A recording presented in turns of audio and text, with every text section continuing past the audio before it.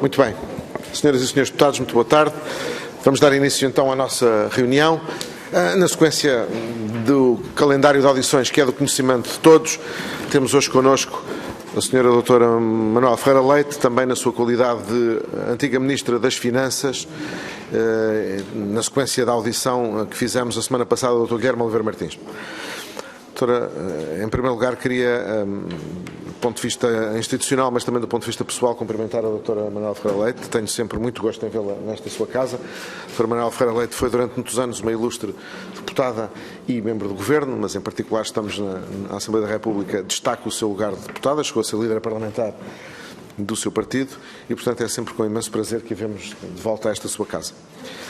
A doutora Manuela Ferreira Leite deu-me indicação de que não desejava fazer nenhuma intervenção inicial e, portanto, passaríamos de imediato à primeira ronda de questões. Como é de conhecimento de todos e de acordo com a regra da rotação... Não, eu estava a ver se havia condições para continuar os trabalhos, mas a coisa não está fácil. De acordo com a regra da rotação, que é do conhecimento da Comissão, a primeira questão será do Partido Comunista Português e depois seguir-se-á a regra normal, PSD, PS, Bloco de Esquerda e CDS. Exatamente, e CDS.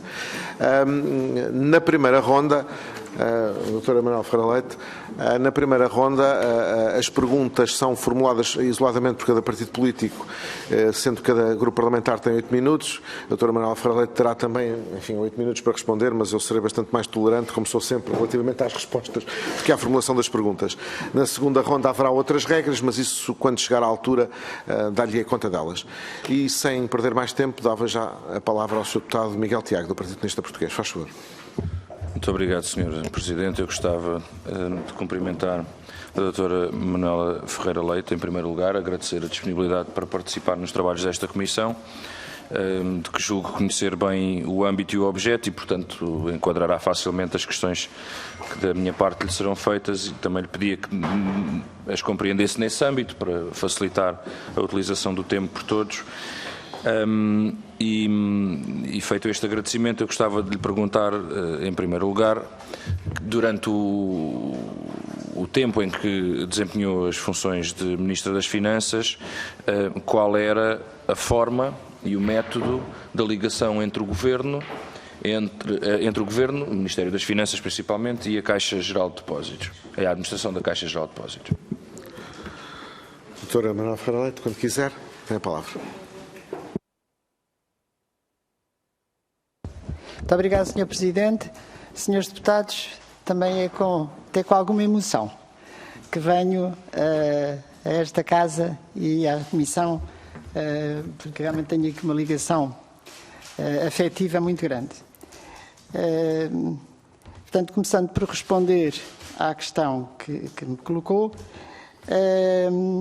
penso que não fui inovadora, fui muito conservadora no critério de ligação entre o Governo e a administração da Caixa Geral de Depósitos.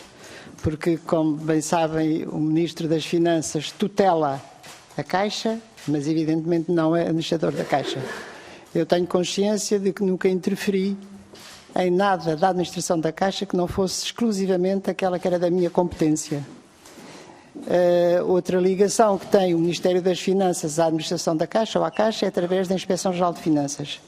A Inspeção Geral de Finanças, durante o tempo em que exerci as funções, nunca me fez qualquer espécie de comunicação que levasse a que eu tivesse que fazer alguma observação à administração da Caixa. E, portanto, eu exerci exatamente as funções naqueles aspectos que me competiam e que era a discussão, a análise de aspectos de natureza estratégica da Caixa.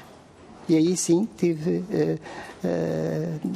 conversas com a administração da Caixa, em nome evidentemente do Governo que eu representava naquele momento. Muito obrigado. Muito obrigado. Sr. Deputado Miguel Tiago, faz favor. Portanto, e essas ligações no âmbito do Ministério das Finanças, sendo o representante principal do acionista único, como é que já nos disse que não passava orientações de gestão à Caixa, natural, enfim, apesar de pode não ter sido sempre essa a regra durante todos os governos, mas isso sim é o natural. Mas enquanto representante do acionista, como é que era, quer no Governo, quer na ligação com a Caixa, o processo de satisfação das dúvidas em torno da estratégia e das contas que eram apresentadas, se é que pudessem surgir dúvidas, quando surgissem dúvidas. Portanto, enquanto acionista, como é que pedia satisfações à administração da Caixa ou esclarecimentos adicionais sobre aspectos das contas, e no Governo, como é que os vários membros do Governo envolvidos, nas várias equipas do Ministério das Finanças, ponderavam sobre a qualidade da informação prestada pela administração da Caixa e sobre necessários ajustes ou pedidos adicionais de esclarecimento. Faz favor, Sr. Muito obrigado, Sr. Presidente. Eu peço desculpa, mas tenho a sensação de que está a imaginar as relações com a Caixa de uma forma diversa daquela que era as nossas competências e a nossa análise. Porque não se esqueça que estamos a falar de 13 anos atrás, 13 a 15 anos atrás. E nesses 13 a 15 anos de atrás, não se esqueça de que um dos bancos pujantes deste país era o BPN. E, portanto, quando estamos a falar da Caixa Geral de Depósitos, estamos a pensar numa instituição que estava acima de qualquer suspeita, com certeza, e, para além disso, numa situação económica e financeira absolutamente sólida e sem aspecto de discussão. Portanto, quando fala desses pormenores, direi assim, de informação, de melhoria de informação, etc., julgo mesmo que o regulador não o faria, porque não sentia necessidade desses aspectos. Como sabe, esses aspectos são levantados muito recentemente. O pormenor dessa informação, se era correta ou se não era correta, nunca ninguém pôs isso em causa, e julgo mesmo que relativamente à Caixa, portanto, que é aquela que eu conheço, era absolutamente sólida e sempre foi sólida. Alguns aspectos que eu possa ter exercido, como se poderá considerar, alguma pressão sobre a Caixa, por parte do Ministério das Finanças, considero apenas que foi uma vez e que foi na altura das contas, que era uma tentativa de a participação dos lucros da Caixa ser superior àquela que a lei, ou que pelo menos consuetudinariamente era assim, que era da ordem dos 50%, e eu tentei na altura que fosse da ordem dos 60%, 70%, como sabe, na altura nós tínhamos um problema de déficit excessivo e que era necessário corrigir, e, portanto, andávamos à procura de um certo receita onde ela poderia existir. E posso-lhe apenas dizer que o Presidente da Caixa não o fez. O que significa que mesmo essa relação foi uma relação muito saudável e muito correta, porque nem eu fui além de uma tentativa de obter uma maior participação, mas não atingi a ameaça, obviamente, nem ele se subordinou a esse pedido e não o cumpriu. E, portanto, nesse aspecto, eu considero que tanto um como o outro ficámos nos limites das nossas competências, mas não nos excedemos. Defendemos o interesse, com certeza, do país e defendemos também os interesses da Caixa. Sr. Deputado Miguel Tiago, faz favor. Muito obrigado.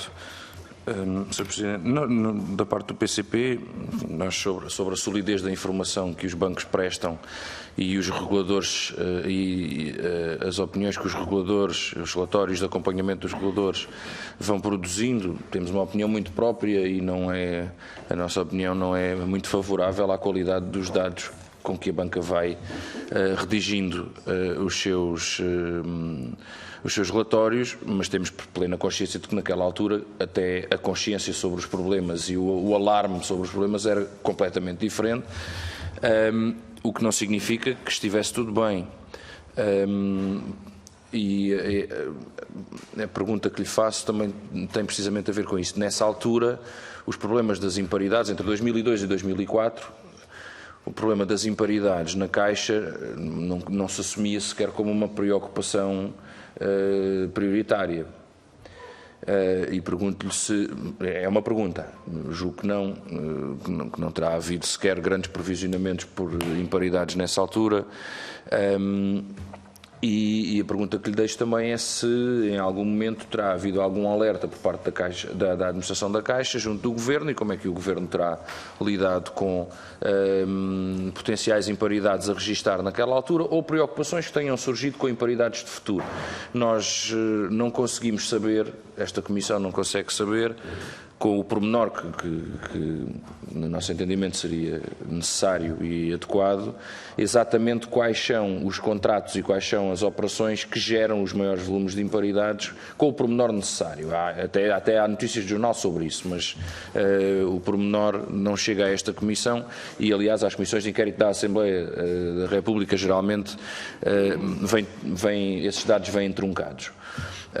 E, portanto, pergunto-lhe se tem alguma noção de operações que nessa altura suscitassem particulares preocupações do ponto de vista da imparidade futura, preocupações sobre imparidade já a registrar nessa altura. Muito obrigado, Sr. Deputado. Sr. Doutor, faz favor. Muito obrigado, Sr. Presidente. Em relação às imparidades futuras, eu acho que é muito difícil nós fazermos esse tipo de análise sem nos sintonizarmos na situação, portanto, porque acertar nos prognósticos à segunda-feira é fácil, mas ter a noção de imparidades que poderiam vir a suceder ou que vieram a suceder, efetivamente já me parece algo mais difícil. Mas devo dizer o seguinte, isto é muito importante para a questão das imparidades. Não tendo nós a noção, evidentemente, quais é que poderiam ser imparidades, nem será assim tão frequente, nem tão volumoso quanto isso, e porque muitos dos negócios que se poderão ter vindo a verificar ou a considerar que não foram bem-sucedidos, tinham um certo enquadramento nas alturas em que eram concedidos e, portanto, naquela altura era analisado como sendo algo de muito importante para a economia. Depois houve aspectos que poderiam ter feito falhar esse objetivo, mas isso não significa que nesse momento tivessem sido vistas. Mas aquilo que eu digo que era importante é o seguinte, é que nessa minha análise da situação e considerando eu na altura que a participação nos lucros era uma receita importante para o Estado, tudo aquilo que não fosse levado a provisões era alguma coisa que poderia levar a que aumentassem os lucros disponíveis para essa participação do Estado. E pode verificar que nesses mandatos as provisões foram feitas não a 100%, mas a mais de 100%. O que significa que eram quase que provisões consideradas exageradas, mas que provavelmente a gestão da Caixa e a administração da Caixa, exatamente para que não houvesse a tentação de ir buscar mais receita, tiveram provisionamentos superiores a 100%. E, portanto, nesse sentido, poderá haver contas seguras, mas mais do que aquelas acho difícil. Muito obrigado. Muito obrigado, Sra. Doutora. Sr. Deputado, faz favor. É numa espécie de gestão super prudente no que toca à provisão para imparidades. Nós não sabemos depois se terão sido consumidas ou não, como diz, e bem, as imparidades estimadas no momento podem não ter absolutamente nada a ver com as verificadas no futuro. Certamente na Caixa terão sido superiores ao esperado, porque senão não estávamos perante os problemas com que estamos confrontados neste momento.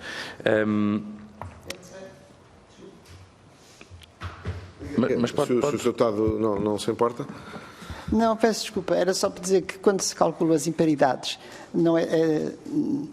tem que se ter também em perspectiva qual é que vai ser a evolução económica e há um conjunto de situações, nomeadamente de crise, que geram essas imparidades e que geram a falência de determinado tipo de negócios que evidentemente são insuscetíveis de ser previsíveis. E aí teria-se que ver se foram as imparidades que foram mal calculadas, se foi a evolução da política económica que foi errada. Muito obrigado.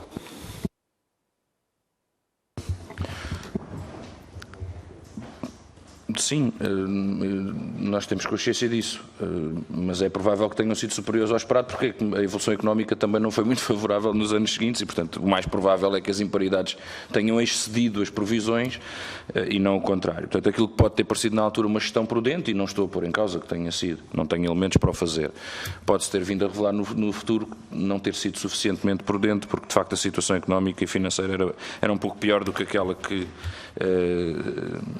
publicamente se conhecia. A Caixa Geral de Depósitos, durante alguns momentos da sua vida, não conseguia apurar exatamente todos, porque os relatórios não estão todos disponíveis no sítio de internet da Direção-Geral do Tesouro e das Finanças, mas a determinadas alturas contou com garantias pessoais do Estado, nomeadamente para emissões obrigacionistas. Nesses contextos, diz a lei que a supervisão sobre a instituição e o controle sobre a instituição passa a ser realizado num contexto reforçado, passa a ser realizada quer pelo Banco de Portugal, quer pela própria Direção-Geral do Tesouro. Eu pergunto-lhe se, enquanto Ministro das Finanças, a Caixa Geral de Depósitos chegou a usufruir de alguma garantia pessoal do Estado para qualquer operação de crédito ou emissão obrigacionista. Senhora Doutora, faz favor. Não tenho nenhuma ideia neste momento de tal ter sucedido, como há bocadinho disse, não teve nenhum alarme ou aviso por parte da Inspeção-Geral de Finanças ou da Direção-Geral do Tesouro. Portanto, não creio que tenha havido nada dessa situação durante o tempo em que lá estive. A Caixa, enquanto Ministra das Finanças, diria que perante um alerta proveniente de qualquer um dos gabinetes que fazem ligação ao sistema financeiro, nomeadamente de acompanhamento de garantias ou de acompanhamento das contas do sistema financeiro e do Banco Público, perante um alerta desses, sobre o que quer que fosse sobre as contas, uma não atuação seria, no mínimo, uma falta de zelo da parte do governante. Senhora Doutora, faz favor. Muito obrigado, Sr. Presidente. Não sou capaz propriamente de qualificar o que é que seria isso por parte do governante. Seria uma falta de zelo ou seria qualquer outra coisa pior que essa? Então, de forma mais concreta, nos termos da lei e tendo em conta o papel da Inspeção-Geral de Finanças, da Direção-Geral do Tesouro e a sua articulação entre o Estado e a banca, estava ou não estava um Ministro das Finanças, e se tiver conhecimento sobre a lei atual, está ou não está um Ministro das Finanças obrigado a atuar perante um alerta de potencial incumprimento por parte de um banco com as responsabilidades com o Estado. Admito que tivesse com certeza que atuar posteriormente ao regulador, que era o Banco de Portugal. E, portanto, não havendo por parte do Banco de Portugal nenhuma atuação, nem nenhum alerta, portanto, não era o Ministro das Finanças que podia fazer uma intervenção dessa natureza. O regulador está absolutamente, direi que é a primeira linha de intervenção e não o Ministro das Finanças. Senhora Ministra, é a última questão que vou colocar. Eu estava-lhe só a dar a palavra. Eu presumo que, apesar da lei das garantias pessoais do Estado e o regime jurídico que regulamenta na prática a interação entre o Estado e a banca, porque não fala apenas de garantias, apesar de ser esse o seu título principal, determina que cabe à IGF, cabe à DGT a garantia da devolução de qualquer garantia pessoal do Estado às instituições. O Banco de Portugal nem sequer é referenciado nesse documento. Eu julgo que este artigo está na lei desde a sua formulação inicial. Não posso ter esta garantia, não tenho a lei aqui comigo, a lei julgo ter sido alterada em 2011, mas julgo que esta disposição é anterior a essa alteração e é bastante anterior até. E que, portanto, cabe sim ao Governo, no caso de existirem garantias pessoais ou qualquer emissão obrigacionista garantida pelo Estado, enfim, qualquer garantia pessoal do Estado para aquele banco, cabe sim ao Governo, e é sim o Governo a primeira linha de controle sobre a capacidade da instituição para cumprir as responsabilidades que decorrem de uma garantia. O que no caso da Caixa Geral de Depósitos é ainda mais evidente, até porque a Caixa Geral de Depósitos, na prática, um pouco como todos os bancos, na verdade, mesmo quando não têm garantias pessoais do Estado, acabam por ter, porque o credor estrangeiro sabe perfeitamente que não se pode por isso simplesmente não se pode por isso simplesmente deixar arrebentar um banco, e sabem, como até aqui tem sido verdade, que os Estados vão ocorrer salvar e pagar as dívidas dos bancos. E, portanto, as garantias pessoais são uma mera formalidade, porque elas, na verdade, estão sempre lá. E, portanto, eu julgo que não é correto dizer-se que no que toca ao controle, que é exercido especificamente pela Inspeção-Geral de Finanças e DGT, que são uma espécie de segunda linha. Não no caso da existência de garantias pessoais do Estado, eventualmente na ausência dessas garantias. Senhora Doutora, faz favor. Muito obrigada, Sr. Presidente. Não estou a discutir propriamente esse ponto, estou a discutir que, na minha altura, não tenho nenhuma informação, não me lembro e não tenho nenhuma informação, de resto agora tentei rever, que havia qualquer tipo de atuação nesse sentido. Muito obrigado. Senhora Doutora, passamos então ao Grupo Parlamentar do Partido Social Democrata, Sr. Deputado Adão Silva, faz favor. Muito obrigado, Sr. Presidente, senhoras e senhores deputados, especialmente a doutora Manuela Ferreira Leite. Saúdo desde logo institucionalmente e também, se me permite, esta nota de afeto com muito gosto e muito prazer, num registro de amizade e de simpatia. E, antes de mais, também agradeço a sua presença aqui para nos dar esclarecimentos sobre aspectos ligados com o propósito desta Comissão Parlamentar de Inquérito à Caixa Geral de Depósitos. Eu iria formular algumas perguntas, confinando-as evidentemente ao tempo em que a senhora doutora Manuela Ferreira Leite foi Ministra das Finanças, portanto 2002-2004. E a minha primeira pergunta, doutora Manuela Ferreira Leite, era qual era a estratégia do Governo para o Banco Público, isto é, para a Caixa Geral de Depósitos, durante o seu mandato como Ministra das Estado e das Finanças? Senhora Doutora, Tivemos dois pontos, muito obrigado, Sr. Presidente. Tivemos dois pontos de natureza estratégica que se discutiram naquela altura.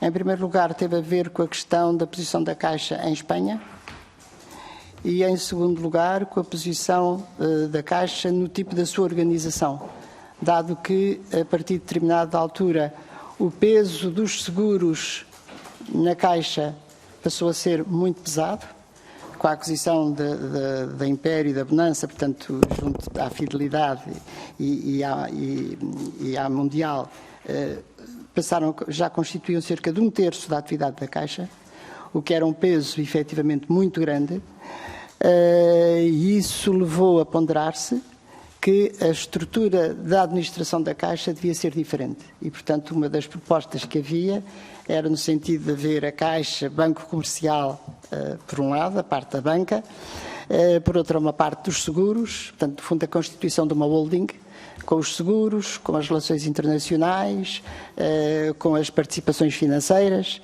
Portanto, esse projeto estava em mente. Estava em mente exatamente porque o peso da administração era muitíssimo grande e já não dava para poder ser abarcado apenas por uma administração no estilo em que ela estava, em que funcionava.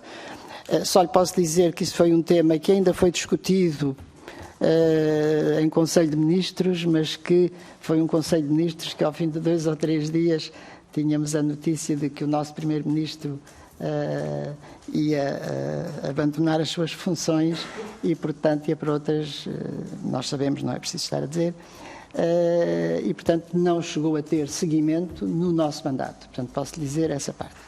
Na questão de Espanha,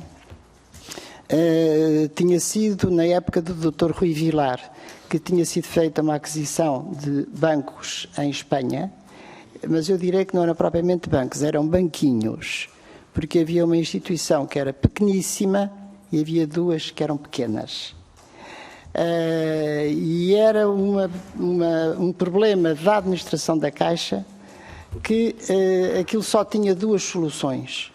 Ou aumentar significativamente comprando um novo banco onde aqueles fossem absorvidos, ou então fundir aqueles e reduzir-lhes muito a sua atividade. porque senão aquilo viria sempre a dar algum prejuízo para a Caixa. Nesse aspecto, durante o meu mandato, tentámos comprar por 2 vezes um banco em Espanha. Houve um concurso público ao qual nós concorremos para a aquisição desse banco. Perdemos os 2 concursos. Um perdemos para o Barclays, o outro perdemos para o Sabadell. O que significa que esse projeto e essa estratégia que esteve em mente não foi concretizado no meu tempo. E estes eram 2 pontos estratégicos importantes em termos da evolução da Caixa. Muito obrigado, Sra. Doutora Manuela Ferreira Leite. Muito obrigado, Sr. Presidente. Deixe-me então, Doutora Manuela Ferreira Leite, voltar a essa questão dos banquinhos que Vossa Excelência tinha recebido no início do seu mandato, desses banquinhos de Espanha. A doutora considera que isso terá sido um bom negócio quando foi feito esse processo de aquisição dos banquinhos em Espanha, ou, pelo contrário, terá sido um negócio não tão adequado quanto isso para a sustentabilidade da Caixa Geral de Depósitos? De acordo com a administração... Desculpe, obrigado, Sr. Presidente. De acordo com as estratégias, também mudam de acordo com as administrações e de acordo com a evolução dos tempos e, portanto, aquela aquisição já tinha sido feita há uns tempos e, portanto, não se estava a revelar tão eficaz como, com certeza, quando foi executada. Portanto, quando foi executada, provavelmente foi uma boa aposta, mas não se estava a revelar nessas condições. E, portanto, ao não revelar-se nessas condições, há que mudar. Não há que ficar simplesmente a olhar e a ver que aquilo que se está a degradar. E, de acordo com a administração, aquilo que era necessário fazer era uma de 2 coisas. Ou isso, ou a política que foi seguida, ao facto de nós, quando saímos, como digo, tínhamos perdido os seus concursos, portanto, esse projeto não foi executado, e o projeto que foi seguido a seguir nos governos seguintes foi um projeto verdadeiramente ao contrário deste, e que foi aumentar, mas de forma orgânica. Portanto, aumentaram as sedes, aumentaram as pessoas, aumentaram a seguir, portanto, aumentaram de forma orgânica, mas não de forma estrutural. E ao não ser de forma estrutural, deu provavelmente um resultado como aquele que está à vista em Espanha. Muito obrigado. Sr. Deputado Adão Silva, faz favor. Muito obrigado, Sr. Presidente. Portanto, nós podemos dizer que neste processo que a doutora Manuela Ferreira Leite em 2002 herdou do governo anterior, este processo se revelou pouco sustentador das boas finanças da Caixa Geral de Depósitos. É, de facto, uma conclusão a que chegamos. E, portanto, doutora, já agora uma pergunta. Apesar desse esforço que a doutora já nos foi mencionando, da tentativa de encontrar soluções, agregando-os num banco maior, tentativa de comprar eventualmente até um banco maior em Espanha, afinal, a pergunta é em que é que resultou isto do ponto de vista de prejuízos, eventualmente, para a Caixa Geral de Depósitos? Tem neste momento uma noção dos prejuízos que isso trouxe para a Caixa Geral de Depósitos? Essa decisão anterior ao seu mandato da aquisição desses banquinhos em Espanha? Faz favor, doutor. Muito obrigado, Sr. Presidente. Eu isso não sou capaz, honestamente, de lhe dizer, porque a única coisa que eu sou capaz de dizer é qual é que era a situação na altura e que, perante a nossa análise, se verificava que era necessário fazer alguma coisa relativamente à Espanha. Agora, o que é que se passou de seguida, desconheço o suficiente para não me pronunciar seriamente sobre essa matéria. Faz favor, Sr. Deputado Adão Silva. Muito obrigado, Sr. Presidente.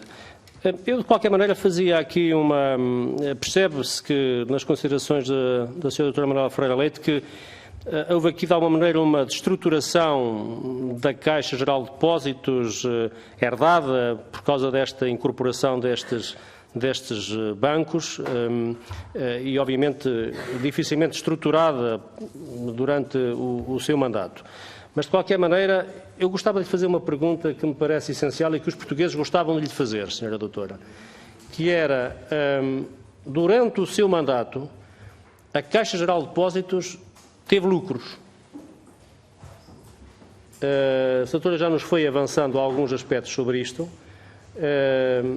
E a minha pergunta era, qual foi o valor desses lucros que a gestão que Vossa Excelência tutelava gerou na Caixa Geral de Depósitos? Tem eventualmente uma noção? Faz favor, Sr. Doutor. Tenho a noção de... Bom, por um lado, deixe-me só fazer aqui um pormenor que eu quero referir e que significa o seguinte. Parece-me exagerado, desculpa a expressão, considerar-se que esta operação em Espanha desestruturou a Caixa Geral de Depósitos. Portanto, nada disso. Quer dizer, há ali setores, aquilo é uma instituição muito grande, em que há um setor que não se está a revelar bem e, portanto, que se tenta fazer evoluir. Portanto, não posso considerar que aquilo foi uma fonte de desestruturação, até porque eu não considero que a Caixa estivesse estruturada, portanto, de forma nenhuma. Penso que não podemos, como falou nas opções estratégicas, lembro que uma delas que teve a ver com Espanha, mas era um setor. Eu tenho ideia de que os lucros da Caixa andavam da ordem de 700 milhões de euros por ano. Sr. Deputado Adão Silva, faz favor. Muito obrigado, Sr. Presidente. 700 milhões de euros por ano, que esse valor, grosso modo, depois era encaminhado para o Estado, para o Ministério das Finanças, para as contas públicas. Não todo. Era exatamente aí. Não todo. Mas agora, se pudesse eventualmente dar-nos uma ideia estimada de quanto é que, já nos falou, obviamente, da necessidade da tal, já voltarei a isso, da gestão prudente, etc. Isto é super prudente, mas a pergunta já agora, só para termos memória, aproveitando a sua presença aqui, que é de facto uma situação singular e importante, tenho noção de quanto é que o Estado era capaz de encaixar desses 700 milhões de euros de lucro anual? Muito obrigado. Faz favor, Sra. Doutora. Muito obrigado, Sr. Presidente. Era da ordem dos 50% e quando eu há pouco disse que tentei, de alguma forma, tentei aumentar para 60%, 70% e não consegui, portanto, andava nos 50%. Sr. Deputado Adão Silva, faz favor. Muito obrigado, Sr. Presidente. Tomamos boa nota dessa sua afirmação, que aliás é muito uma forma da doutora Manuela Ferreira Leite se expressar, de que tentou, não conseguiu, porque do outro lado a direção, a gestão da Caixa também defendeu a outra posição e cada um ficou um pouco na sua situação, mas obviamente procurando defender o interesse máximo da Caixa Geral de Depósitos e do Estado português, que era o que importava. E aqui a minha pergunta é esta. A doutora Manuela Ferreira Leite acha que durante o seu mandato a gestão que estava debaixo da sua tutela fez uma gestão prudente da Caixa Geral de Depósitos? Faz favor, Sra. Doutora. Eu disse há pouco que, em termos de provisionamento, se poderiam até considerar esses provisionamentos, essas provisões exageradas, porque eram provisões que cobriam a mais de 100% quaisquer peças de riscos. E, portanto, eu acho que foi uma gestão bastante prudente, mas que, também lhe devo dizer, não considero que fosse a única administração que tenha tido uma gestão prudente. Quer dizer, considero que muitas outras administrações têm tido gestões prudentes. Sr. Deputado, faz favor. Muito obrigado, Sr. Presidente, com certeza. Doutora Manuela Ferreira Leite, talvez dentro desta gestão prudente, opino eu, terá sido a criação de um Conselho Alargado de Crédito. Um instrumento que na altura foi criado e que deliberava, nomeadamente, na atribuição de créditos superiores a 50 milhões de euros. A doutora Manuela Ferreira Leite não nos quer falar sobre a importância deste mecanismo e da forma como ele atuava dentro da gestão da Caixa Geral de Depósitos. Não sei se tem memória ainda deste pequeno detalhe, porque para nós é importante, dado que este Conselho Alargado de Crédito funcionava de alguma maneira como um travão na tal prudência, na tal gestão prudente que era imposta à Caixa Geral de Depósitos através da legislação da própria tutela. Muito obrigado. Faz favor, Sr. Doutor. Sr. Deputado, eu vou-lhe responder categoricamente sobre essa matéria. É que não vai haver ninguém da administração da Caixa que seja capaz de dizer que eu algum dia tenha perguntado por alguma operação de crédito. Portanto, eu não só nunca perguntei por nenhuma operação de crédito, como eu nunca sugeri alguma operação de crédito. Qualquer administrador lhe dirá isso, o que significa que cumpri rigorosamente a missão que me estava confiada, na qual não fazia parte de falar sobre crédito com a administração. Havia outros órgãos para o fazer, nunca o poder político se pode meter nessa matéria. E, portanto, é matéria sobre a qual não tenho nenhuma resposta a dar, porque pura e simplesmente não sei. Porque foi assunto que nunca fez parte da minha conversa com a administração, nem nunca eu fiz qualquer espécie de pergunta. Sr. Deputado Adão Silva. Muito obrigado, Sr. Presidente. Devo-lhe dizer, Sra. Doutora Manuela Ferreira Leite, que não nos espanta esse tipo de resposta que Vossa Excelência acaba de dar a esta Comissão e até a veemência e o enfoque com que deu essa sua resposta. Eu gostava de lhe fazer ainda mais uma pergunta, tem a ver com a parte do seu legado. Vossa Excelência terminou o seu mandato, que bem recordo, em julho de 2004, e neste momento importa saber, dentro do processo das minhas perguntas, que tipo de herança, digamos assim, entre aspas, Vossa Excelência deixou ao seu sucessor no Ministério das Finanças, no que toca com este dossiê da Caixa Geral de Depósitos, em termos de sustentabilidade da Caixa, em termos de desafios da Caixa, em termos de questões eventualmente não resolvidas da Caixa. Gostávamos de ouvir falar sobre essa matéria, Sra. Doutora. Faz favor, Sr. Doutor. Muito obrigada. Eu penso que o legado que deixei não seria muito diferente daquele que recebi, porque não considero que a Caixa tenha tido uma evolução negativa, de forma a eu pensar que cheguei lá, que aquela administração que transformou. De resto, há aqui um ponto absolutamente essencial, é que eu, quando cheguei, estava lá determinada a administração, portanto, estava lá um presidente de um conselho de administração, que foi o mesmo que lá estava quando saí. E, portanto, em termos políticos, nós não mexemos na Caixa. E, portanto, esse legado não é muito diferente daquele que recebi. Havia alguns problemas por resolver. O problema fundamental que havia por resolver era exatamente aquele que disse há pouco e que tinha a ver com o modo de governação da Caixa, que estávamos a tentar alterar, que estava um pouco impossível de ser resolvido, que nomeadamente havia questões pessoais entre membros da administração, que, como se sabe, o ministro que se seguiu resolveu o problema substituindo a administração. E, portanto, eu estou convencida que se teria resolvido, ou ter-se resolvido o problema da administração da Caixa se tivéssemos aprovado o novo sistema de governação.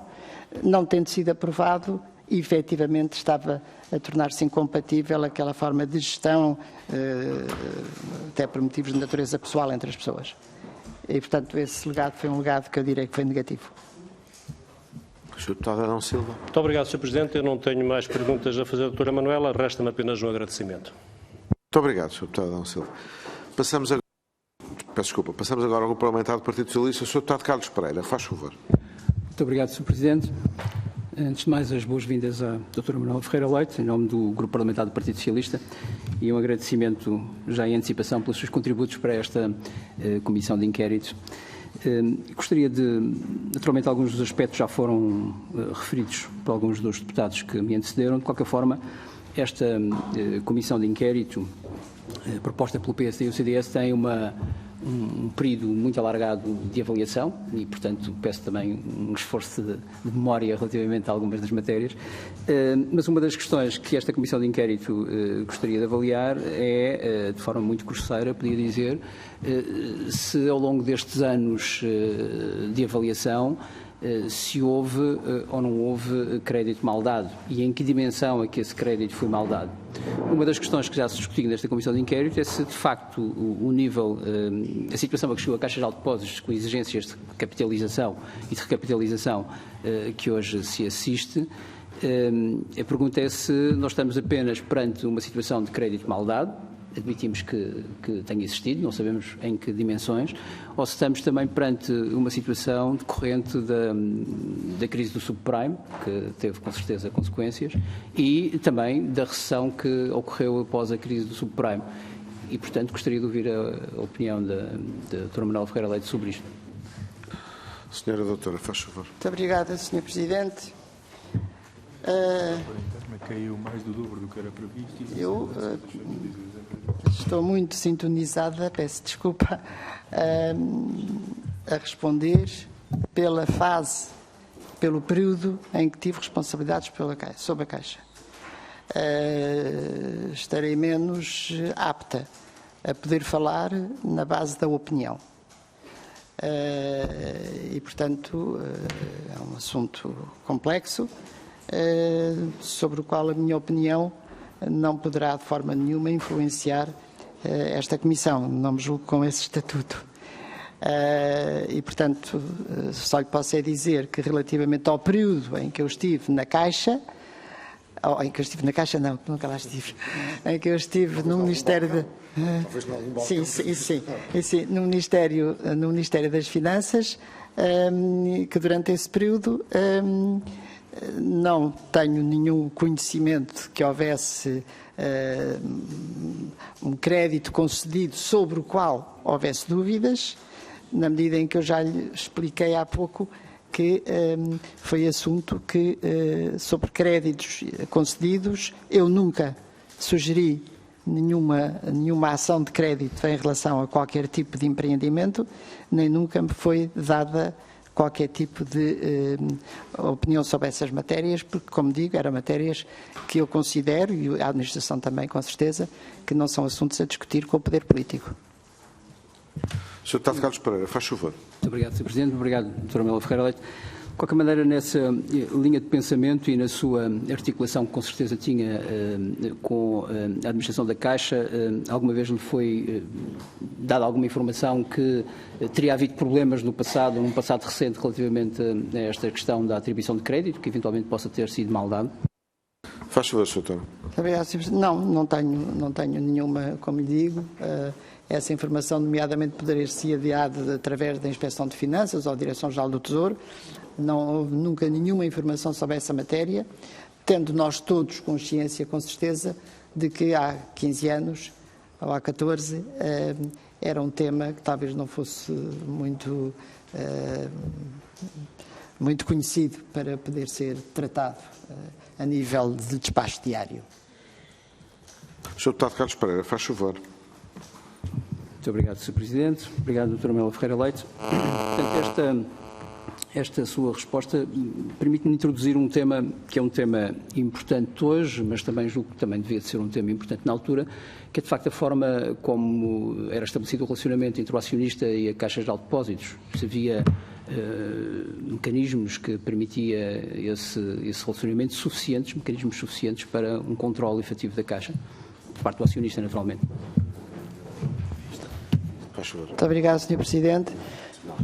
Como já disse, aquilo que competia ao Ministério das Finanças tutela a Caixa Geral de Depósitos.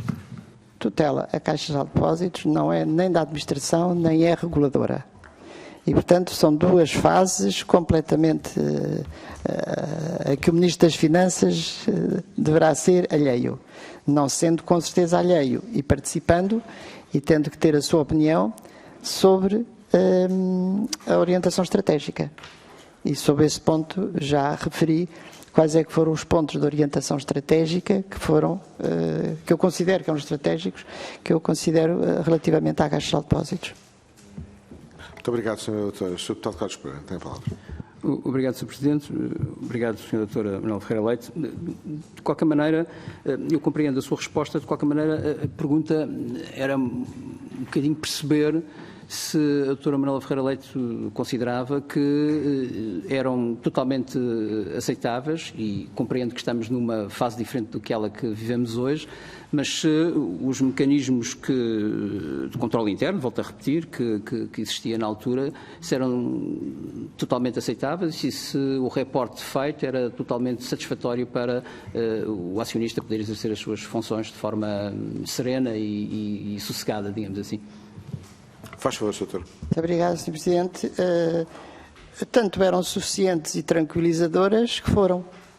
Eram suficientes, não eram consideradas necessárias mais informações e foram suficientes porque ninguém pode, acho eu, considerar que estava ali a ser gerado qualquer tipo de mecanismo destruidor da Caixa Geral de Depósitos.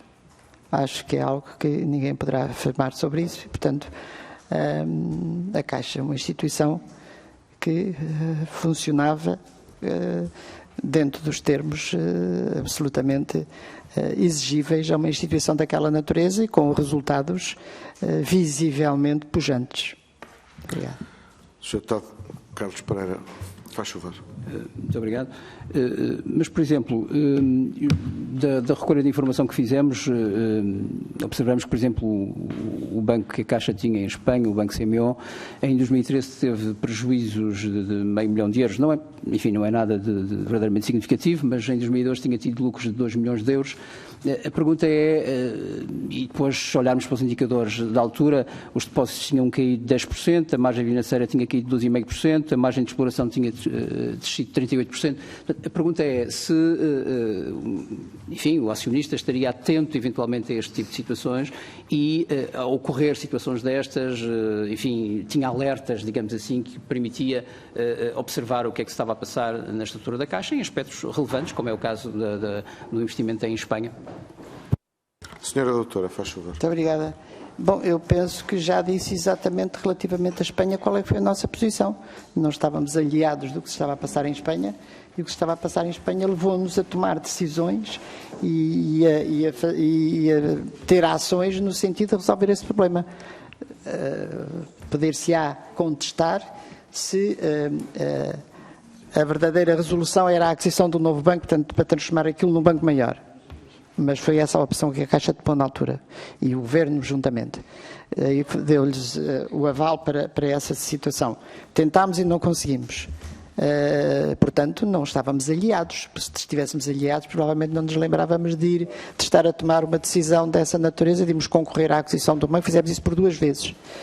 Era exatamente para solucionar um problema que sabíamos que existia. Portanto, não foi nada que tivesse ocorrido e que nós tivéssemos ignorado, e ao termos conhecimento dele, não foi caso para não fazermos nada. Fizemos aquilo que era considerado na altura a estratégia correta, que era integrar isso numa instituição com uma dimensão capaz de poder gerar lucros. Sr. Deputado Carlos Pereira, faz favor. Muito obrigado. Nós estávamos só a tentar perceber, de facto, como é que os mecanismos na altura eventualmente funcionavam, para perceber se seria possível eventualmente passar despercebido situações que pudessem ser graves para a evolução da Caixa e para a própria estrutura. Portanto, a ideia era basicamente compreender como é que esse relacionamento entre o Estado, neste caso o acionista, e a Caixa funcionava. Mas relativamente às questões estratégicas e aos aspectos estratégicos, a doutora Manuela Ferreira Leite falou basicamente na questão da internacionalização e em particular em Espanha e a aposta em Espanha, saindo eventualmente de um... Não, era só para dizer que a aposta em Espanha não foi feita pelo governo a que pertenci, nem com a administração que na altura tutelei. Portanto, a aposta em Espanha foi feita muito anteriormente. Faz favor, Sr. Deputado. Sim, eu estava só a tentar precisar o seguinte. A doutora Manuela Ferreira Leite referiu, e parece-me compreensível, que na altura faria sentido, ou parecia fazer sentido, uma aposta por aquisição em Espanha, de maneira a poder tornar mais robusta a estratégia de internacionalização da Caixa Geral de Depósitos. Como disse, falhou as duas tentativas de aquisição dos bancos em Espanha, não foi bem sucedido. Disse também que só havia 2 caminhos a fazer. Um deles era ou a aquisição desses bancos de forma a tornar mais robusta a internacionalização da Caixa Geral de Depósitos em Espanha, ou, em alternativa, seria desinvestir completamente o que estávamos por lá fazer, tendo em conta a pequenez dos bancos que lá estavam. Mas não aconteceu nem uma coisa nem outra enquanto lá esteve, ou seja, nem conseguimos, a Caixa Geral de Depósitos não foi capaz de fazer a aquisição dos bancos tal como pretendia, e não foi também desinvestido, conforme a doutora Manuela Ferreira Leite estava a comentar há bocadinho. Portanto, era tentar perceber, de facto, qual foi depois a estratégia do Governo relativamente a esta matéria. Muito obrigado, Sr. Bom, é que eu não entrei na fase do desinvestimento. Ou por outra, já não estava lá na fase de que seria desinvestimento. Estive lá na fase em que tentei comprar uns bancos e não consegui. Mas, como sabem, essas coisas não se fazem, provavelmente não é hoje, então amanhã vou fazer outra coisa. Quer dizer, não consegui isto hoje, ao fim de não sei quantos meses tentámos o outro banco, não se conseguiu, ao fim de não sei quanto tempo saímos do governo, quer dizer, e portanto os governos seguintes é que poderiam ou não ter mantido a mesma situação ou optar por outra solução, ou até tentar comprar um terceiro banco. E, portanto, eu já não sou capaz de lhe responder, porque enquanto eu lá estive, aquilo que fizemos foi tentar comprar os bancos, 2 vezes.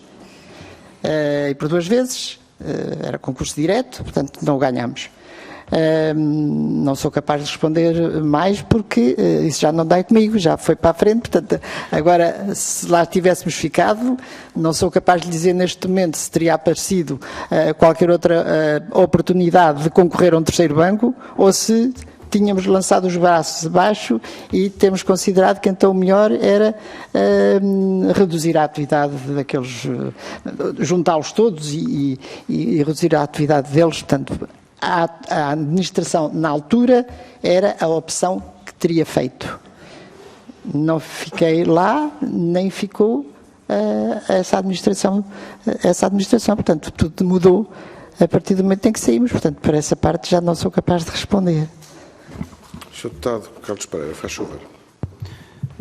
Sim, de qualquer maneira, a aposta do reforço em Espanha foi feita pela doutora Manuela Ferreira Leite. Não foi, não. De reforçar para a Espanha, de poder fazer os concursos para aquisição, ir aos concursos para aquisição de bancos, era de facto da doutora Manuela Ferreira Leite. Mas não foi a opção de Espanha, não começou connosco, começou na administração do Dr. Rui Vilar, que neste momento não sei a que governo pertencia, qual era o governo que na altura estava em funções. Mas não foi com esta administração.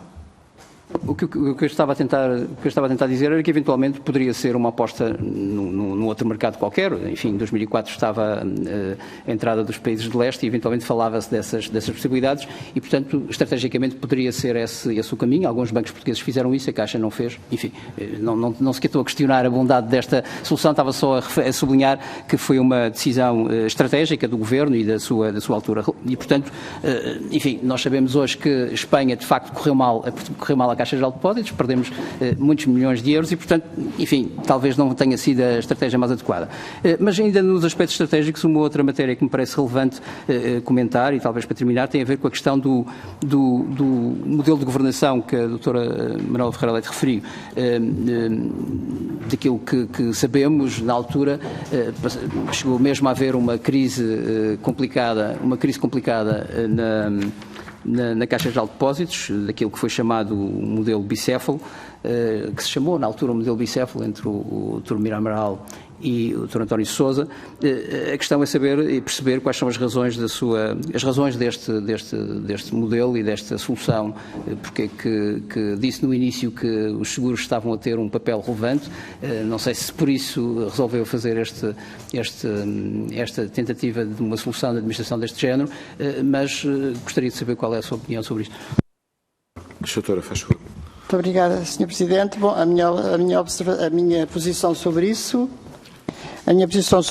ficou consagrada, direi, na proposta que fizemos ao Conselho de Ministros sobre uma alteração da administração da Caixa. Portanto, essa foi aquilo que ficou na nossa proposta. Não creio que houvesse nenhuma administração bicéfala, porque só existem administrações bicéfalas quando existem 2 pessoas a desempenhar a mesma função. Não havia 2 pessoas a desempenhar a mesma função. Havia pessoas diferentes a desempenhar cada uma delas a sua função. E, portanto, tudo o resto são problemas de natureza pessoal e de estilos e maneiras de ser que podem não ser compatíveis com a função que estavam a desempenhar. É tudo. Sr. Deputado, faz favor. Muito obrigado, doutora Manuela Ferreira Leite. De qualquer maneira, esse modelo que foi implementado com essas duas pessoas, de alguma forma também prejudicou um bocadinho a Caixa, porque durante largos meses esteve mais ou menos parada, tendo em conta os conflitos que existiam entre essas duas pessoas, conforme acabou de dizer, e isso obviamente acabou por prejudicar a Caixa Geral de Depósitos, ou não? Faz favor. A Caixa Geral de Depósitos, quando lá cheguei, estava numa situação que não era legal e que era o facto de estar há mais de 8 meses com um número par de administradores. Porque tinha havido um administrador, por motivos de saúde, tinha tido abandonado a administração e, como sabe, a administração tem que ter um número ímpar de pessoas. E, portanto, foi o único ponto em que nós mexemos na administração da Caixa, foi para nomear uma outra pessoa para substituir essa pessoa que tinha saído há mais de 8 meses. E estava, portanto, a situação ilegal de haver uma administração com um número par e não um número ímpar. E, portanto, foi a única mexida que lhe fizemos. E a mexida é, pura e simplesmente, nomear uma pessoa para um lugar que está vago. Não é nomear uma pessoa para um lugar que está vago para desempenhar funções para lugares que estão ocupados. E, portanto, nesse sentido, nada foi feito fora daquilo que é normal. Se depois há pessoas que desempenham melhor ou pior as suas funções, se conseguem trabalhar a equipa ou não conseguem trabalhar a equipe, isso é um ponto que, como calcula, também não é fácil de adivinhar.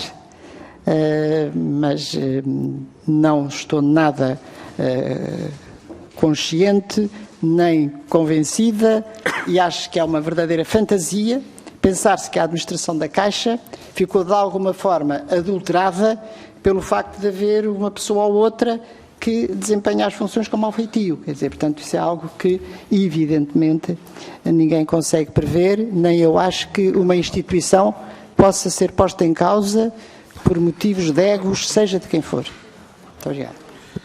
Sr. Deputado Carlos Pereira, já ultrapassou os 8 minutos, mas como o Sr. Deputado Miguel Tiago também se excedeu um bocadinho, tem a palavra. É só uma pergunta muito rápida, antes de mais obrigado pela resposta. Era só para perguntar duas coisas. A primeira, se chegou a equacionar ou chegou a desenvolver algum mecanismo para a privatização da Caixa Geral de Depósitos durante a sua altura e, dado que isso era um dos temas do programa de governo do Dr. Durão Barroso, e se chegou a equacionar a saída da Caixa Geral de Depósitos do negócio dos seguros, nessa altura. Muito obrigado. Faz favor. Nunca se equacionou a ideia de tirar os seguros da Caixa Geral de Depósitos, tanto assim que aquilo que estava equacionado era a separação dos negócios e a constituição de uma holding. Era isso que estava equacionado. Quanto à privatização da Caixa, devo-lhe dizer que é uma matéria sobre a qual nunca fiz nenhum trambolhão na minha vida. Sempre fui contra a privatização da Caixa. Muito obrigado, Sra. Doutora Manuela Ferreira Leite. Passamos então agora ao Bloco de Esquerda. Sr. Deputado Moisés Ferreira, tem a palavra. Obrigado, Sr. Presidente. Senhoras e Srs. Deputados, cumprimentar a doutora Manuela Ferreira Leite e agradecer a sua presença. Começava até por, enfim, até para contextualizar aquilo que foi o início do seu mandato enquanto Ministra das Finanças, lembrar que pouco tempo antes de chegar à Ministra das Finanças tinha havido demissões na Caixa Geral de Depósitos, na administração da Caixa Geral de Depósitos. Demissões alegadamente por concessão de créditos avultados sem autorizações superiores, nomeadamente 75 milhões de euros para um promotor imobiliário, para, enfim, adquirir o Átrio Saldanha, que foi considerado por alguns membros do Conselho de Administração, por não ter passado pelo Conselho de Crédito e por as garantias serem frágeis, foi considerado algo, enfim, imoral que os levou à admissão. O Dr. Guilherme de Oliveira Martins, aqui em Comissão de Inquérito, disse que depois de ter sabido do caso, por carta dos então membros do Conselho de Administração de Missionários, exigiu ou melhor dizendo, instruiu o Dr. António de Sousa para uma maior fiscalização destas operações. Eu gostava de saber, durante o mandato da Dra. Manuela Ferreira Leite, enquanto Ministra das Finanças, de que forma foram concretizados ou foi concretizado este aperto e esta fiscalização por parte do Conselho de Administração da Caixa Geral de Depósitos, nomeadamente à concessão de créditos avultados. Faz favor, Sr. Sei absolutamente desses casos que se passaram anteriormente à minha presença no Ministério das Finanças. Eu devo lhe dizer que até fiquei tranquila, exatamente porque foi algo que se passou, que foi detectado e que teve as respectivas consequências. Porque se me tivesse dito, passou-se isto assim, nunca ninguém deu por nada, eu ficava preocupada. Passou-se assim, soube-se, executou-se, teve as suas consequências. E, portanto, as instruções que estavam dadas, direi que eram mais do que suficientes para prever casos dessa natureza. E, portanto, não era preciso nem mais aperto nem menos aperto, quer dizer, estava a funcionar tal como devia e teve as respectivas consequências, mas aquilo que nós nunca podemos prever em termos humanos é que não haja sempre pessoas que possam fazer coisas que estão fora do controle. O que é preciso é que elas sejam detectadas. Muito obrigado, Sr. Deputado Moisés Ferreira, tem a palavra. Só para nos esclarecer a todos, que instruções é que foram dadas concretamente, ou seja, melhor dizendo, que procedimentos então foram reforçados na Caixa Geral de Depósitos, nomeadamente no que toca à concessão destes grandes empréstimos? Faz favor, Sr. Já disse há pouco e vou dizer outra vez que a minha interferência na administração da Caixa foi nula. Não era a minha função. E, portanto, a administração da Caixa e as instituições, os organismos do Ministério das Finanças tinham o seu papel e desempenharam-no sempre de forma que eu considero bastante eficaz. Sr. Deputado Moisés Ferreira. Considera então que, apesar de ser a representante do acionista-Estado na Caixa Geral de Depósitos, o Ministério das Finanças, nem que seja em última instância, não teria uma palavra a dizer sobre, enfim, a necessidade de haver maior fiscalização sobre os empréstimos que são concedidos, participações da Caixa Geral de Depósitos, vendas e aquisições de parte ou de participadas da Caixa Geral de Depósitos. O Ministério das Finanças nunca deu orientações em nenhum destes sentidos? Faz favor, Sr. No que respeita às operações de crédito, já disse, mas vou dizer outra vez, que nunca interferi em nenhuma operação de crédito. E tinha alguma dificuldade em admitir que houvesse algum presidente da administração da Caixa que me viesse pôr a mim alguma questão sobre concessões de crédito. Não é função do Ministro das Finanças, nem deve ser. Não é só para dar, não é só para pedir, nem para negar. Não tem interferência nessa matéria. E, portanto, seria estranho que me viessem colocar problemas sobre essa questão. Não havia nenhum indício, é claro que me vai dizer, ou podemos dizer, evidentemente pode-se conversar em termos pessoais sobre a matéria, mas não formais. E, portanto, a administração e com certeza que também a regulação do Banco de Portugal hão de ter, com certeza, corrigido quaisquer tipo de aspectos que poderiam reforçar essa matéria. Mas eu acho que isso é algo que os administradores ou a administração da Caixa poderá especificar com mais pormenor, se meteram mais funcionários, se puseram-nos a fazer mais coisas, mais cálculos vários dias, portanto, é o tipo de questões que obviamente não competem ao Ministro das Finanças e, portanto, eu só posso responder por aquilo que eu Se fosse alguma coisa que tivesse sido ou que não tivesse sido descoberto e só muito mais anos depois é que viesse a saber, eu ficaria preocupada. Como digo, o facto de ter sido detectado é sinal de que os mecanismos estavam a funcionar. Porque os mecanismos também, se não têm a funcionar, não reagem. Sr. Deputado Moisés Ferreira, faz favor. Relevou que não tinha nenhum tipo de interferência nas operações de crédito. Fica claro. No que toca a vendas e aquisições e participações da Caixa noutros grupos, por exemplo. Faz favor, Sr. Deputado. Não me lembro, teria que ter, mas na minha época julgo que não tivemos problemas dessa natureza. E também lhe devo dizer, não sendo comigo, que as participações da Caixa na PT, nas Águas de Portugal, por exemplo, foram participações que resultaram de aumentos de capital feitos em espécie e não propriamente operação financeira de aquisição. Portanto, era necessário aumentos de capital e optaram por fazer em espécie. Foi o caso, como digo, da PT, das Águas de Portugal, mas não no meu tempo. Sr. Deputado Moisés Ferreira, faz favor. A doutora Manuela Ferreira Leite optou por manter a Presidente do Conselho de Administração, o Dr. António de Sousa. Isso quer dizer que manteve também aquilo que era a linha estratégica e o rumo estratégico que a Caixa vinha a seguir até ao seu mandato? Faz favor, Sr. Doutor.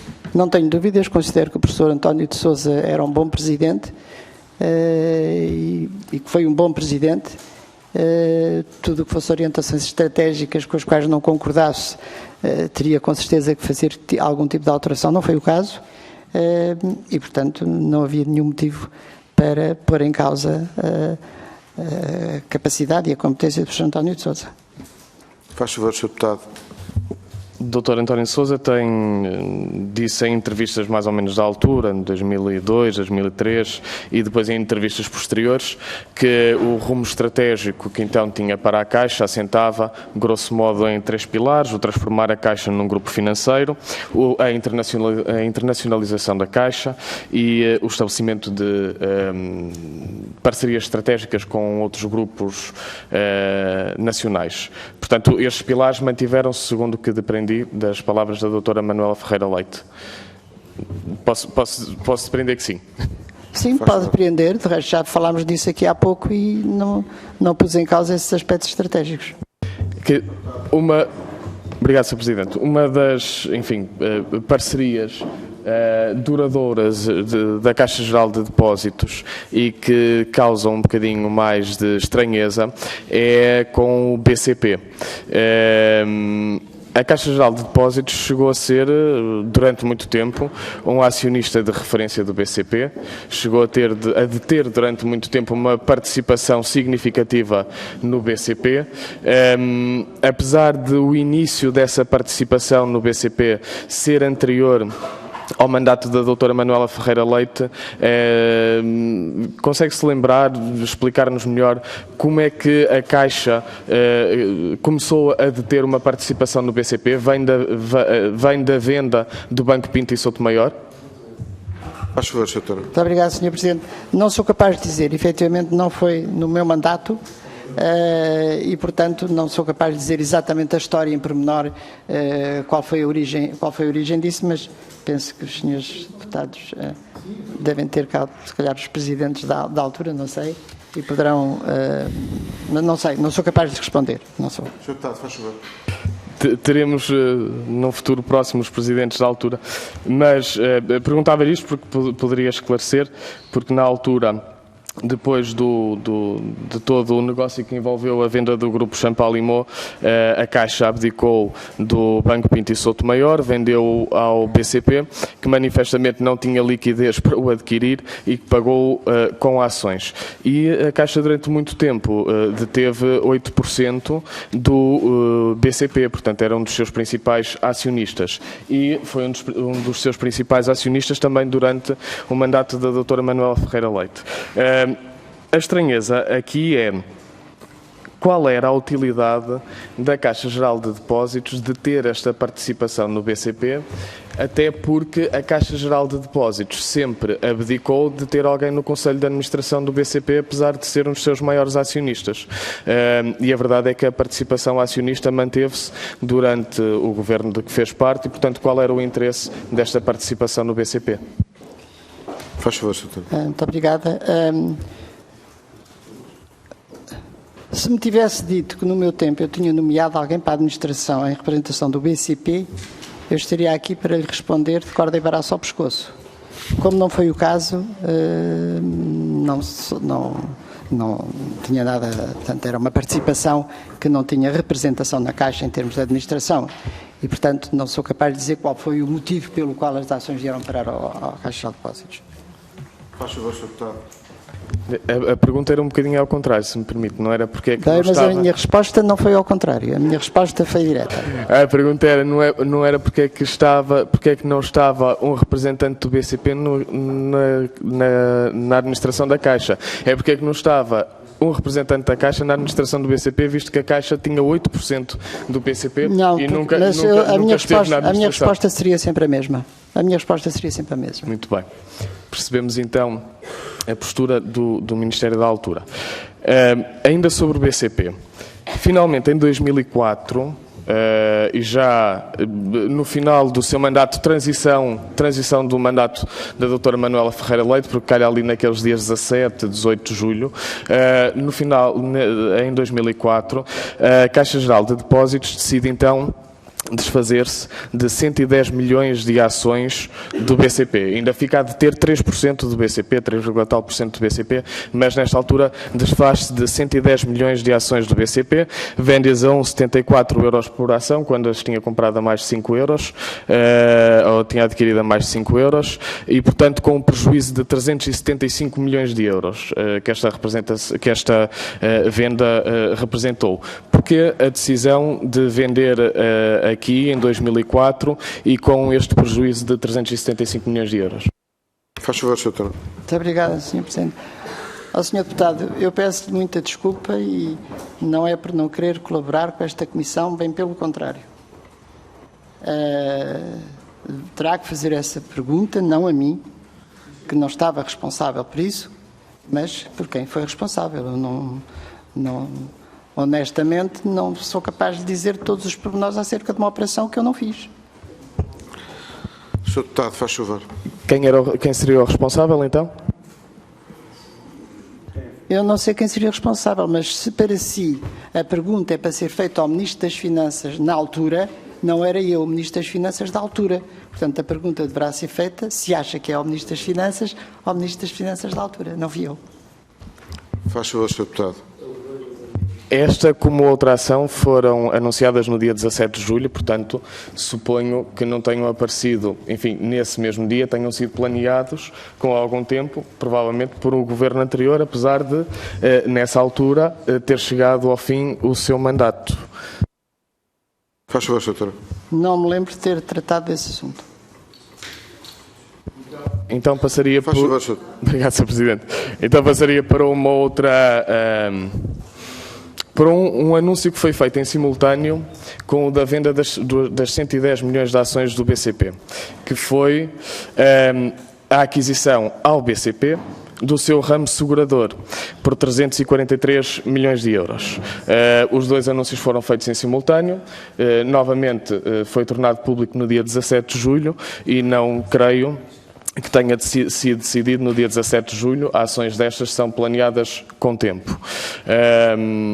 A questão é, a doutora Manuela Ferreira Leite, e eu vou terminar com isto, disse numa das suas primeiras intervenções agora aqui na Comissão de Inquérito, que a determinada altura o Governo de então considerou que o setor segurador na Caixa já estava pesado. Ainda assim, é no final do seu mandato que se inicia / concretiza a compra do setor segurador ao BCP de 343 milhões de euros. A questão é, concretizou-se por se considerar ser o setor segurador ser um setor estratégico na Caixa e era necessário o seu reforço, apesar da Caixa já ter uma posição significativa no setor segurador, ou foi uma forma de injetar liquidez no BCP, 343 milhões de euros, sabendo-se que o BCP sofria desde o ano 2000 de enormes dificuldades de liquidez. Aliás, é entre 2000 e 2002 que é inventado o esquema das 17 offshores do BCP. Era um setor estratégico ou era uma forma de injetar liquidez no BCP? Faz favor, Sr. Muito obrigado, Sr. Presidente. Eu disse há pouco que o setor segurador sempre foi um setor extremamente lucrativo para a Caixa Geral de Depósitos, motivo pelo qual poderão existir algumas questões sobre a venda ou a Caixa desfazer-se do setor segurador. E quando eu disse que ele era mais pesado, não era pesado no sentido de ser pesado negativo. Era pesado no sentido de que era uma atividade que já representava cerca de 1/3 da atividade e, portanto, que já não era muito difícil, em termos de administração, ter tudo junto, a parte comercial, a parte bancária, portanto, toda esta questão, ainda com os seguros. E, portanto, a estratégia era separar esse setor, já dentro de uma noção de uma holding, para que tivesse ali um setor, mas era um setor estratégico no sentido de que era um setor lucrativo para a Caixa. E, portanto, nunca se abandonou a ideia, nunca houve a ideia de se desfazer do setor segurador, porque era um setor importante para a Caixa. Muito obrigado, Sra. Doutora. Passamos então ao grupo parlamentar do CDS, Sra. Deputada Cecília Meireles, faz favor. Muito obrigada, Sr. Presidente. Eu queria começar por cumprimentar a doutora Manuela Ferreira Leite e dizer que é com gosto que voltamos a ver aqui. É um prazer recebê-la. O facto desta comissão de inquérito abranger um período de tempo bastante longo, obviamente, leva a que, em alguns casos, esteja a fazer perguntas sobre factos que se passaram há já muito tempo e sobre os quais é difícil ter memória, mas, por outro lado, creio eu, também permite pôr as coisas em perspectiva e perceber, e o objetivo deste longo período de tempo é precisamente perceber onde é que os problemas começaram, porque é que começaram, porque é que se agravaram e porque é que se transformaram naquilo que se tem vindo a verificar ultimamente.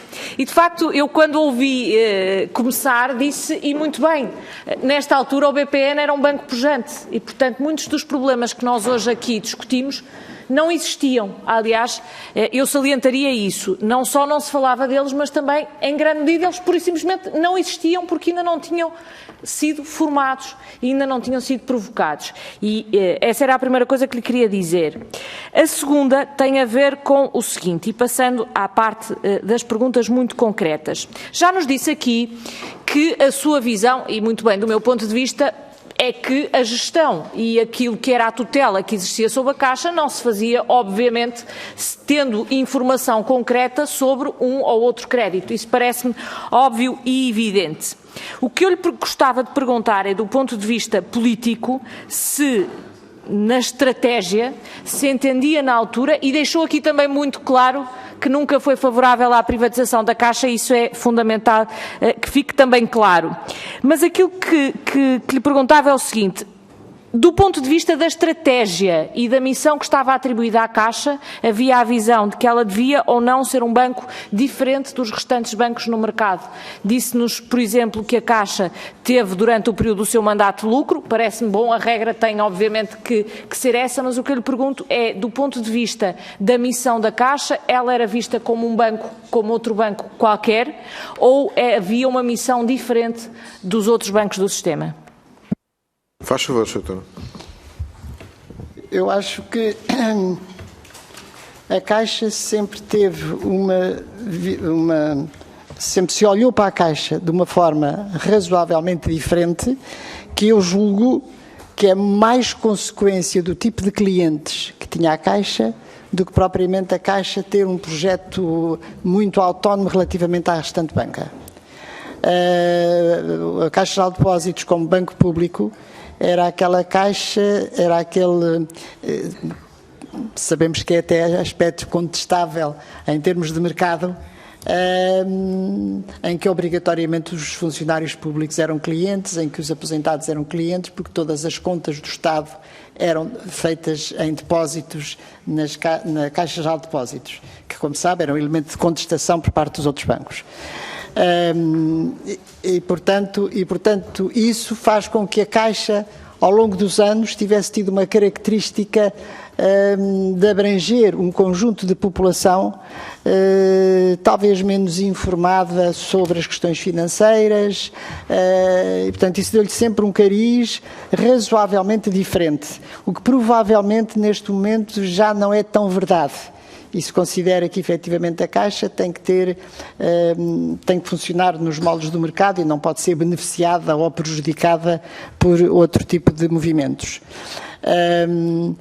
Nesse sentido, eu acho que a Caixa nunca teve políticas muito diferentes, mesmo na questão do crédito à habitação, relativamente a outros bancos. Ou outros bancos viram que, em termos de concorrência, tinham que se aproximar da Caixa.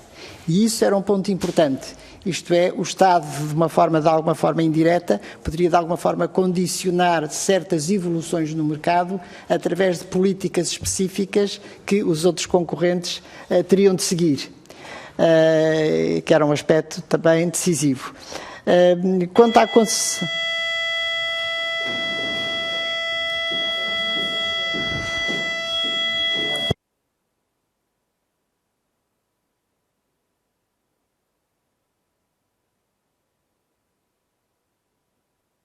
Faz favor, senhor. Faz favor.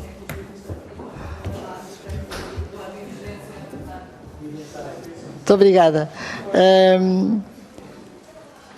Um banco público também poderá ter muito a função, de alguma forma, orientar determinado tipo de políticas, isto é, se quer dar um reforço à agricultura, se mais nenhum banco faz esse apoio, então o Banco Público poderá ser um instrumento importante na definição estratégica de uma política a seguir. E eu acho que nesse aspecto a Caixa desempenhou sempre bem o seu papel, até porque, de qualquer forma, em termos de dimensão, é o maior banco português. Obrigado. Senhora Deputada, faz favor. Muito obrigada. Portanto, aquilo no fundo que nos diz é que a mera presença da Caixa enquanto banco público no mercado permite, em alguns momentos, condicionar o funcionamento do próprio mercado, em alguns setores e em alguns segmentos em que se considere que, do ponto de vista do interesse público, há um interesse público a salvaguardar. Desculpe, considero difícil que haja a segurança da definição de uma estratégia de política se não houver instrumentos para executar. E não havendo nenhum instrumento externo que o possa fazer, então é bom que haja um instrumento interno que execute essa política. E do ponto de vista, não lhe pergunto dos créditos concretos, mas do ponto de vista da tutela que era feita e do acompanhamento que era feito, como é que, em relação à questão dos riscos de crédito, ou seja, não sei se imagino que na altura já houvesse um departamento de risco, mas dos riscos que eram assumidos na concessão de crédito, globalmente e em geral, e não deste ou de outro caso em particular, e da própria credibilidade das contas, o que eu gostava de lhe perguntar é como é que era exercida a tutela e que órgãos faziam essa tutela? Se havia, por exemplo, o Conselho Fiscal, se eram analisados pareceres de auditores, como é que era feita a análise quer da credibilidade das contas, da sua correspondência à verdade, quer dos riscos de crédito que eram assumidos? Porque é essa a questão que depois, hoje em dia, muito estamos a analisar. Faz favor, doutora. Não, era feita exatamente pelos mesmos órgãos que continuam a ser feitos, tendo por parte do Ministério das Finanças não só a Direção-Geral do Tesouro, como especialmente a Inspeção-Geral de Finanças. E, como sabe, o regulador, o Banco de Portugal. Faz favor, Sra. Deputada. E como era feita a análise quer das contas que eram prestadas, quer dos relatórios que as acompanhavam, dos órgãos fiscais e das auditorias? Faz favor, Sra. Penso que são públicas a forma como eram feitas. A única coisa que lhe posso dizer é que, do ponto de vista, já disse isso há pouco, do ponto de vista da política que depende da administração, houve uma enorme prudência na questão das previsões. Faz favor, Sra. Deputada. Sendo que na altura também já nos disse há pouco sendo que também já nos disse há pouco que na altura as imparidades não tinham a importância que depois, infelizmente, vieram a assumir. Como é óbvio, o que eu lhe perguntava também é se, no âmbito deste acompanhamento que era feito por vários órgãos, no caso específico da Inspeção-Geral de Finanças, se as cartas circulares do Banco de Portugal sobre a classificação de imparidades se eram também comunicadas à Inspeção-Geral de Finanças para que esta parte, muito em particular, pudesse ser acompanhada. Era feita essa comunicação? Sim. Não tenho dúvidas. Sim. Senhora Deputada, faz favor. Com certeza. Muito obrigada. E só uma... não, ainda tenho tempo, ainda posso fazer mais perguntas. Do ponto de vista deste acompanhamento do risco de crédito, alguma vez teve razão para achar que se passaria alguma coisa de anómala? O que eu quero perguntar é muito obviamente e muito concretamente o seguinte: alguns dos problemas que hoje identificamos terão origem em crédito que se transformou em crédito mal parado. Bom, parte desse crédito poderá resultar de situações de recessão, é normal que assim seja, nem todo o crédito é ressarcido, mas parte pode resultar também, e parece-me também que há fundadas razões para o crer, em crédito que é mal atribuído, crédito com uma, para usar um eufemismo, com uma gestão de risco que não foi bem tratada e bem feita. Também lhe digo que, do ponto de vista deste período de tempo, acho que esse problema pura e simplesmente não existia.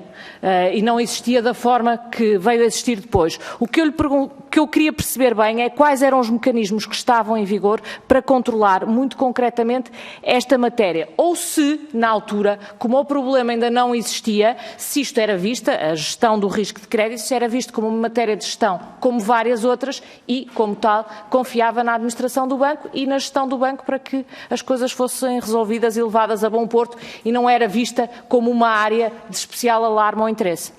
Faz favor, doutora. Eu não tenho dúvidas de que a questão do risco era um ponto que estava sempre em análise nas diferentes instituições que controlavam tanto a Caixa como as outras instituições bancárias. Quer dizer, portanto, isso não era nada de novo. Poder-se era ter uma concepção de risco um pouco diversa daquela que existe atualmente. Portanto, o risco é algo... Exatamente. Mas também, para além de casa roubada, trancas à porta, é muito fácil dizer o que é um crédito mal parado a seguir a ele ter sido a seguir a verificar se isso está mal parado, exatamente. E, portanto, o que é isso de um crédito mal atribuído? Como é que neste momento consegue dizer que foi mal atribuído um crédito há 14 anos ou 15, na altura, neste momento poder-nos aparecer que é mal atribuído e naquela altura poder-se considerar que até em termos sociais era considerado algo de extremamente importante, ou para o crescimento da economia ou para determinado setor de atividade. Estamos numa situação em que estamos a avaliar algo que se passou fora do seu contexto. Não estamos a avaliar uma situação dentro do verdadeiro contexto. E, portanto, nessa circunstância, tudo aquilo que podemos dizer pode ser verdade e pode não ser. Quer dizer, não tenho nenhuma dúvida que o risco era algo que sempre esteve presente. Admito que a concepção de risco não fosse tão aguda quanto é agora, mas também não podemos negar a solidez financeira das instituições que atuavam no mercado. Não nos podemos esquecer, por exemplo, do abalo que pode ter tido a Caixa com a questão do subprime, quer dizer, portanto, que tinha um peso muito grande, por exemplo, no crédito à habitação.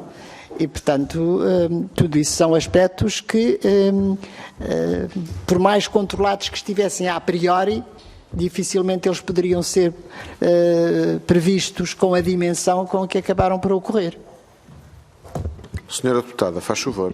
Sim, não, compreendo. A minha pergunta referia-se precisamente olhando com os olhos da época. É evidente que depois das coisas acontecerem é relativamente fácil fazer previsões. Eu, quando falei de crédito mal atribuído, estava de facto a falar de situações anómalas, não de situações que correspondessem aos padrões da época, mas de situações que saíssem fora do padrão. É evidente que cada vez que se concede um crédito há sempre um risco do não ressarcimento, senão não se chamava gestão de riscos, chamava-se certezas. O que eu queria era perceber, para perceber se perceber-se quais eram os mecanismos de controle, para perceber se ao longo do tempo eles estiveram sempre em vigor e foram sempre atuantes, ou se houve, porque estamos a começar do princípio da análise daquilo que tem sido a gestão da Caixa ao longo destes 15 anos, perceber se houve sempre os mesmos mecanismos ou se eles foram sempre modificados. Era só isso que eu queria entender. Naturalmente que, olhando com os olhos de hoje, todos chegaremos a conclusões diferentes.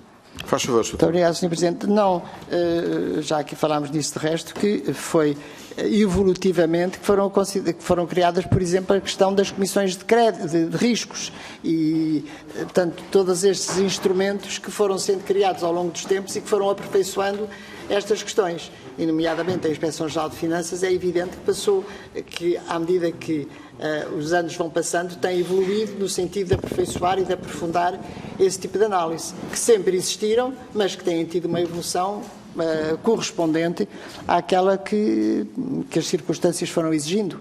Portanto, não tenho dúvidas de que existia esse controle e que ele foi sendo aperfeiçoado à medida da evolução, à medida que a situação evoluía. Senhora Deputada, faz favor. É tudo, Sr. Presidente, para já. É tudo? É. Eu acho que para já e não é para já. Teria agora lugar a segunda ronda. Um grupo parlamentar deseja passar à segunda ronda? Mais ninguém? É só porque se houver mais alguém tem que seguir, digamos, a ordem. Não havendo... Sr. Deputado, tem a palavra. Na segunda ronda, os grupos parlamentares têm 5 minutos, portanto... Sr. Presidente, muito obrigado. Cumprimentar a doutora Manuela Ferreira Leite e colocar uma questão que me parece que também carece aqui de algum esclarecimento. Na transição do ano de 2003 para 2004, a Caixa apresenta um resultado transitado negativo na ordem dos 780 milhões de euros. Segundo queremos, isto poderá ter, aqui poderá estar uma implicação direta numa operação de transferência do Fundo de Pensões que eventualmente poderá ter prejudicado estes resultados transitados. E gostaríamos de obter da sua parte, em contrapartida, com o objetivo de alcançar uma redução no déficit, aliás, que a doutora já fez aqui alusão, que me parece ter sido objetivo primeiro de tal operação. Gostaria também de colocar uma segunda questão, no sentido de perceber se havia dois pilares essenciais relativamente à estratégia da Caixa Geral de Depósitos e que assentavam um em Espanha e na atividade bancária em Espanha e outro na atividade seguradora em Portugal, se, no seu entender, a par das propostas que foram feitas no sentido de solidificar a atividade bancária em Espanha, não seria prudente, a par dessa mesma estratégia que passava pela aquisição de outras entidades bancárias, não seria prudente ter também, a par dessa mesma estratégia, uma estratégia de crescimento orgânico, mas de crescimento orgânico frutífero, sólido e que correspondesse a um aumento da atividade dos bancos, que então eram pequenos, mas por fusão dessas mesmas entidades pudessem expandir a sua atividade económica ou financeira. Relativamente à questão da operação na área dos seguros, aquilo que questiono é no sentido de se perceber, conforme foi aqui dito, que sendo esta uma atividade que traz uma remuneração elevada para, neste caso, para a Caixa Geral de Depósitos, se fazia algum sentido, então, como até há pouco tempo, alienar esta atividade, já que ela era indutora de crescimento e de solidez económica a todo o grupo, ainda que se perspectivasse uma divisão entre a área bancária e a área não bancária. Muito obrigado. Srs. Deputados, eu pedi aos grupos parlamentares para se inscreverem todos, infelizmente tal não aconteceu, já depois do Sr. Deputado Luís Testa ter começado a falar. do Grupo Parlamentar do PSD pediu se podia inscrever a Sra. Deputada Margarida Mana. Algum inconveniente? Muito bem, Sra. Deputada, tem a palavra. Muito obrigado, Sr. Presidente. Muito obrigado, Sr. Presidente, Sra. Doutora Manuela Ferreira Leite, caros colegas. Eu gostava de perguntar à Sra. Doutora, na altura Ministra das Finanças, relativamente à questão do modelo de governação, disse-nos, relativamente ao modelo de governação da Caixa, disse-nos que a ideia que tinha na altura para um modelo desejável constava da proposta que remeteu a um Conselho de Ministros. Pode-nos explicar em que é que consistia? Como é que na altura via um modelo de governação que não chegou naturalmente a ser, aprovado ou reprovado, mas em que sentido é que esse modelo, essa proposta ia? Muito obrigada. Senhora Doutora, para responder às duas questões, se faz favor. Muito obrigada.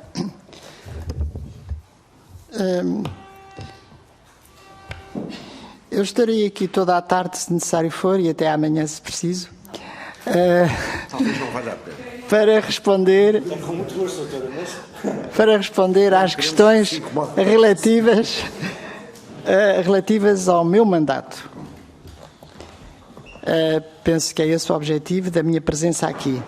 E, portanto, aquela primeira questão que me pôs sobre a questão da transferência das aposentações da Caixa, do Fundo de Pensões, não foi comigo, não fui eu que fiz, e não vou dar opinião sobre essa matéria, e, portanto, ter-se-á que ser posta a quem? À gestão do momento. Portanto, não foi comigo, e opiniões eu vou fazer os esforços para não as dar aqui. Quanto aos dois pilares, eu parece-me um pouco excessivo, eu nunca pensei que a Espanha propriamente fosse um pilar da Caixa. Quer dizer, acho excessivo chamar-lhe um pilar. Era um aspecto... sim, Era uma operação. eu diria mesmo que era um banquinho. E, portanto, não propriamente um pilar. E, portanto...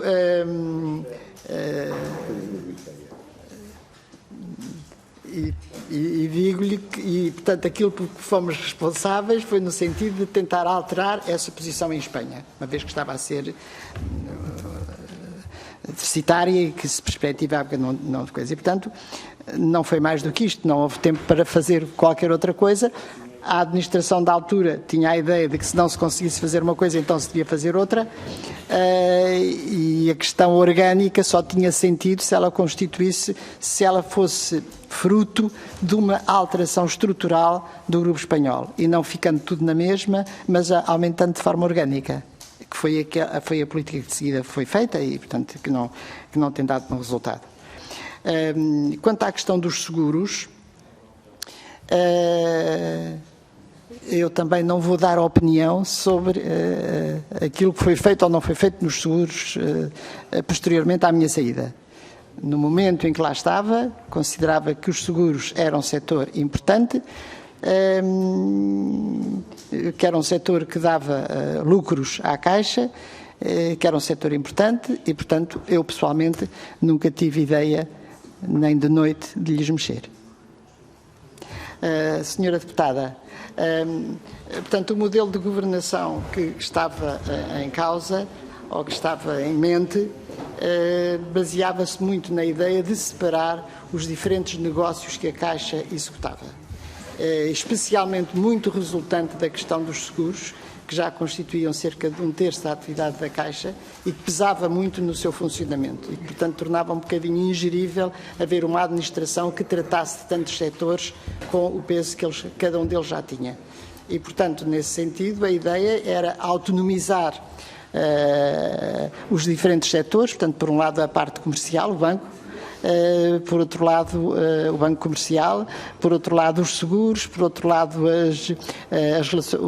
os investimentos internacionais, por outro lado as participações financeiras, numa holding que separasse esses diferentes setores. Portanto, a ideia era um pouco essa.